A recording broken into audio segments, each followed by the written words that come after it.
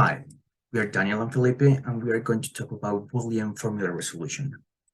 First, we want to go through a couple of definitions. So a Boolean variable takes one value from the set 0, 1, or this symbol that will mean unassigned.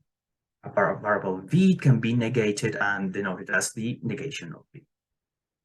A literal is either a variable or the negated variable.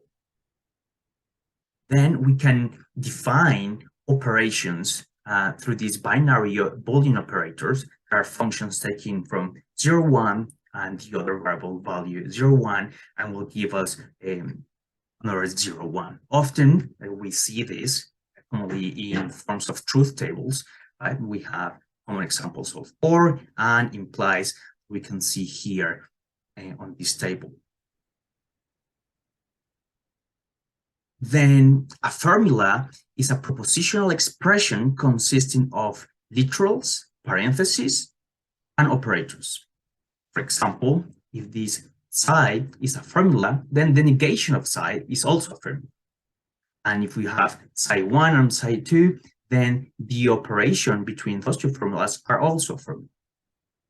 And in this way, we can construct more complex formulas. Okay, through truth statement is a set of variables with the value of 1. Namely, if M is an assignment and V a set of variables, then every V that is contained in this large V has the value of 1. And for every V that doesn't belong to this M of this assignment has value equal to 0. A partial evaluation of a variable V in a formula C is denoted like this, right? And if a formula evaluates to 1, this assignment is called a satisfying assignment, a model, or a solution for the formula. So a solution for a formula is when we can give values or assign values to different variables, and then the whole structure, the whole formula is equal to 1. Then the formula might have components of the same type, and these are usually called clauses. We have, for example, disjunctive clauses consisting of literal operators, or conjunctive clauses consisting of literals and the operator and. The formulas usually have or come in normal forms because we want an standardized form. And we will focus on the conjunctive normal form, or CNF from now on, consisting of a conjunction or two or more disjunctive formulas. So we see that we have here 3 clauses that are disjunctive, right? Like we have the operator or between all the literals, and then it's this conjunction with the operator and. And in particular, the key K CNF form for these kind of clauses, then all the clauses in the formula have K literals. Okay, now now we are ready to define the subproblem or the satisfiability problem. Then we can state that the Boolean satisfiability problem, SIT, determines if there exists at least one assignment under which a given formula has value 1. So we are looking for a solution, at least one solution for this particular formula. And the CNF formula is satisfiable if there exists a truth assignment to this variable satisfying all its clauses. Why? Because like we have ands, right? Like we have each clause are of ors, right? And then they are connected by ands. So we need that each clause to be truth, right? To be 1, so that the final formula has value 1.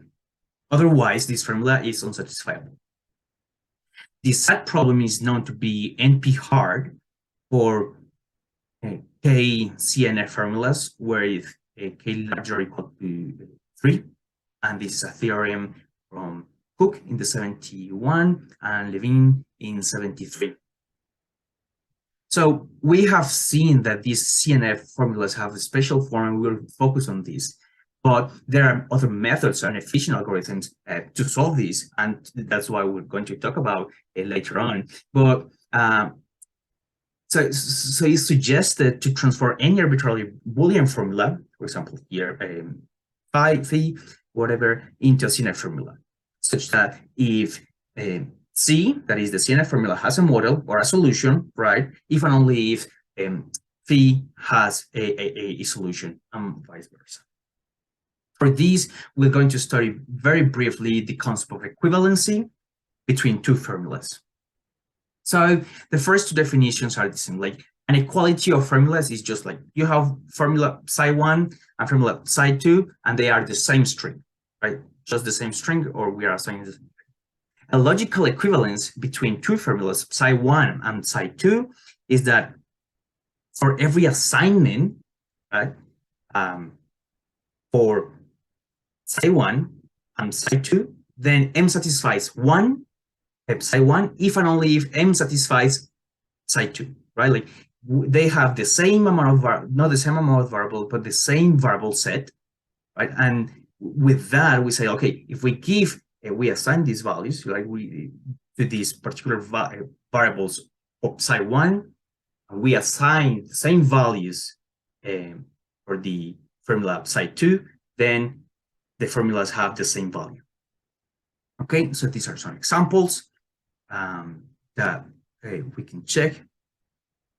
Right, in this case, if in this formula we have v1 that doesn't belong here, so if we evaluate if v1 equals to 1, then we see that regardless of the assignments of this formula and the remainder of this formula, there will be the same value. Okay. And the other definition is functional equivalence. We say that two formulas, psi1 and psi2, with variable set v psi1 and v psi2, are functionally equivalent with respect to the variable base set, which is a subset of this intersection. If for every assignment mv to the variables of v, right? So, well, in other words, like we have formula psi1 with variables v, psi1, right? And then we'll come and from the intersection of both sets of variables, we just make v, and we're going to assign values to these variables, and we'll put them in mv. Okay. Then we say that these are equivalent, or functionally equivalent, if there is an assignment m1 for the remaining part of v psi1, and there is an assignment m2 for the remaining part of v psi2, such that mv union m1 satisfies psi1 and mv union m2 satisfies psi2. Okay, so we say the common ones are satisfied by this m, v, and the ones that are not common or outside the v, right? They have actually a solution. There is a way to satisfy this the formula psi1 and the formula psi2. But this isn't the case where the formula is actually satisfiable. There is a way of satisfying this formula. Otherwise, but like we can have cases in which like there is no way to satisfy, and then we have the part B. There is no assignment to B psi1 union psi2 v psi2, which contains mv as a subset and satisfies either psi1 or psi2. Okay, so part A is when they're actually satisfiable. Part B is where they cannot be satisfied. Okay, so these are some examples. Here they are functionally equivalent under the variable base set of v1, right? Like this is the common one, and then because like for the first part, there exists a v2, right? And we can assign a value to v2 such that there is a satisfaction, or this formula can be satisfied, and there exists a value for v3, and this formula can also be satisfied. Okay. In particular, we can consider a CNF formula side containing variables from v side, and in particular like this: x and y belong here, right? And z doesn't belong here. We have our formula here, and we see that regardless of the evaluation that these may have, for example, that they are like common here, like this will be x and y will be part of our variable base set, then we'll have like these assignments, and regardless, like we can find values of z that can satisfy this formula too. Okay. So now talking about, there is the transformation to CNF. There is an algorithm due to Tseitin, I hope that I pronounced that well, in the 70s. And the main idea is to associate a new variable representing binary or unitary operations. So we'll have like this operation in general that is binary, and to this operation, or the result of this operation, we'll assign a new variable Vx, or in this case, like Vx can be equal or equivalent to the negation of Vg, right? Like it's because it's also a result, it's also an operation. So we can go through an example to make it easier. So we can consider this formula, right? That is not in standard form. And so we introduce new variables to every operation. So we introduce a variable v1 to this operation, this other operation, then to this operation, and then this operation, okay? And then what we'll say is we want to satisfy all these operations. So say v4, we want to satisfy v4 and this operation and this operation. So now we have clauses and this conjunction of clauses, okay? And then for every formula, we can make little operations until we can transform it to also a conjunctive or CNF form. So we start from here and we just start operating the, for example, this is an equivalency, right? So we can say this is an equivalent version of like this equivalency, like this operator. We go on and on until like, we get this little shape. Felipe? So the next direction in this talk will be on resolution. Now, basically what is resolution?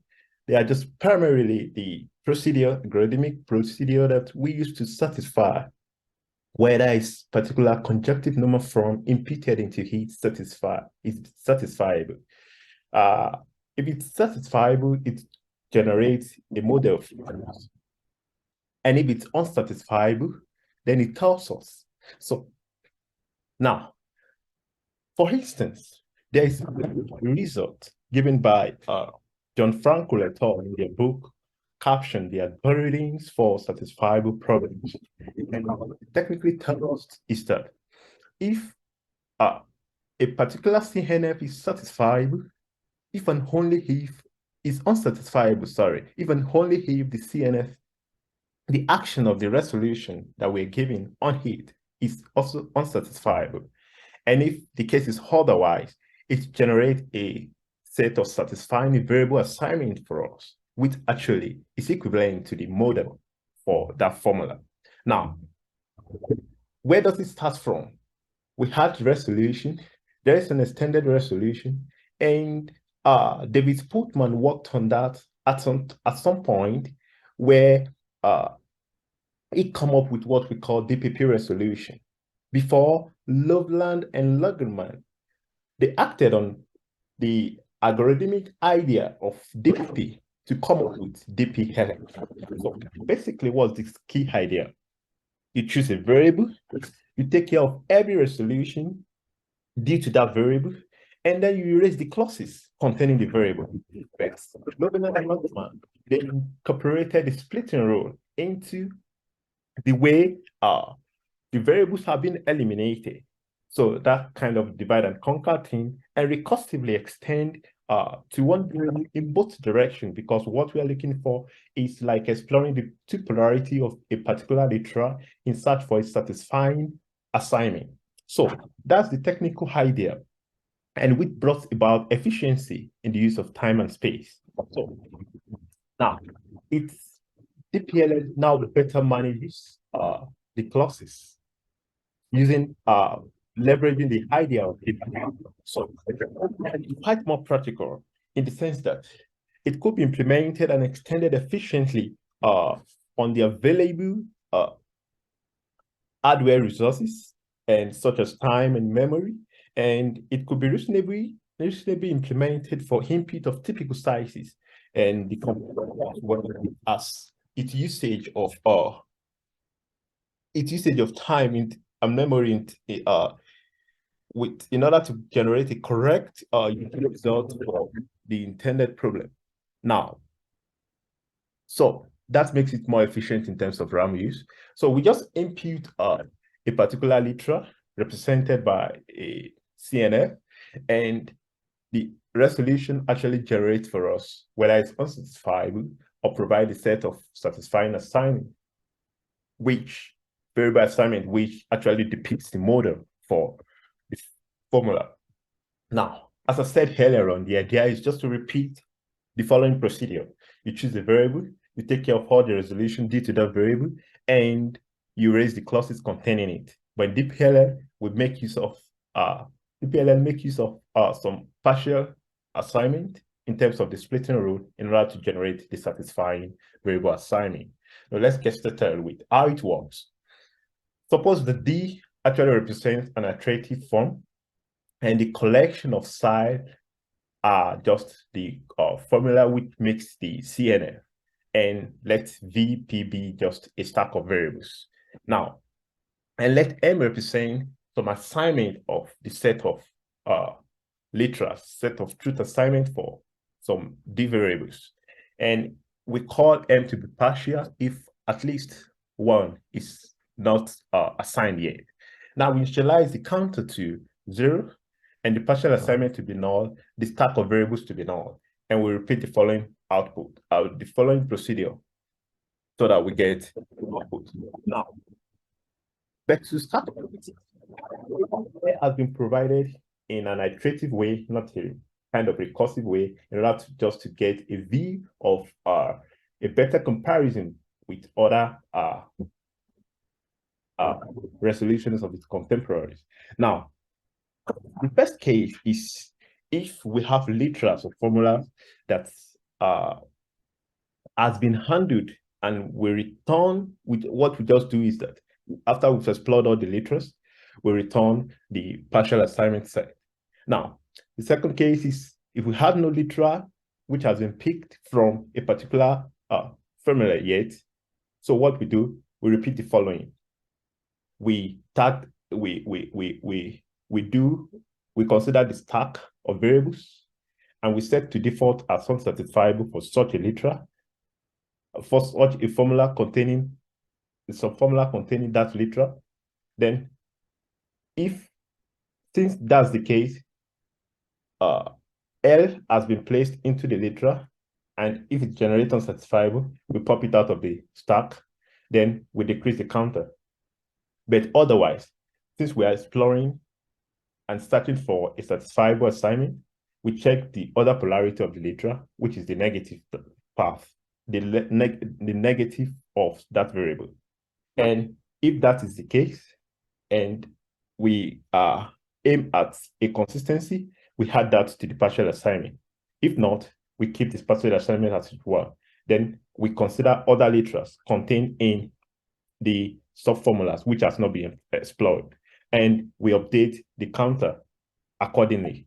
Now, for the further situation whereby after some literals has been explored and be considered in a particular formula, if we see that in that formula, side D, if there exists a pure literal in the sense that if the literal appear just as a form of polarity within the CNF, that is, it consistently appears as either positive or negative, we choose that pure literal. And we choose that in the ways that we want the subformula containing it to actually be satisfied, to hold true. And otherwise, if there's a unit clause, that is a clause which just contains a single unassigned literal, then we choose the literal in hell, the literal hell in a unit clause, and we tag it. So the other case is that we just choose the literal inside it and tag it. That's how we explore it. So, and we keep pushing that into the stack. And since stack operates with first in, last out mode of operation, we check the positive literal. If it works, we consider the negative literal. That's how we explore the tree. And we check whether the subformulas are being satisfied. Then we increase the counter accordingly. Now, so technically, that's how it works. And we will notice that from that algorithmic idea, what we try to do is that The algorithm tried to build incrementally a satisfying truth assignment set M for a particular CNF psi, and it grows by deducing a truth variable for it, considering the partial assignment and the formula itself, and gets the truth value. Now, if we have a wrong guess, it leads to an inconsistency. So there's a kind of backtracking to where it fails and explore the other arm of the search tree, so to say. So let's consider this example, given this set of atomic proposition V1 to V5, and both they're positive and they're negative, and we construct a CNF that the conjunctions of these subdisjunctions, then let's say we start with V1. Now, we assign V1, then we found out that Psi1 and Psi5 are automatically satisfied. So with that, that deduces the next choice, which is, let's pick not of 2. Let's explore that arm of the tree. We found out that